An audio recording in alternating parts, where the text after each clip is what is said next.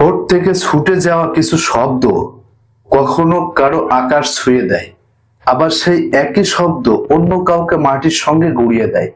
মানুষের বলা কথা কখনো শুধুই বায়ুর হালকা কম্পন নয়, বরং তা হয়ে ওঠে হৃদয়ের গভীর বাজা এক অদৃশ্য ঝড়।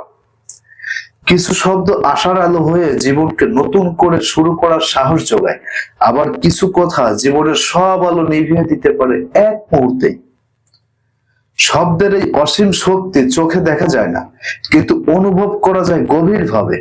একটি সদ্য গড়া বিশ্বাস, একটি নতুন করে বাঁচার ইচ্ছা, একটি শুষ্ক হৃদয়ের কোমল আবেগ, সবকিছুই ভেঙে যেতে পারে মাত্র একটি কটু বাক্যে। আবার সেই ভাঙা হৃদয় জোড়া লাগতে পারে একটি মাত্র সৎ ও সহানুভূতিশীল কথার মাধ্যমে। তাই আমাদের উচিত প্রতিটি শব্দ বলার আগে একবার ভাবা, এই কথাগুলো কাউকে গড়ে তুলবে নাকি ভেঙে দেবে। কারণ আমরা জানি না কে কোন কথার ভিতর থেকে নিজের শেষ ভরসাটা খুঁজে নিচ্ছে। ভালো কথা শুধু সৌন্দর্য নয়, তা হয়ে উঠতে পারে বেঁচে থাকার অনুপ্রেরণা।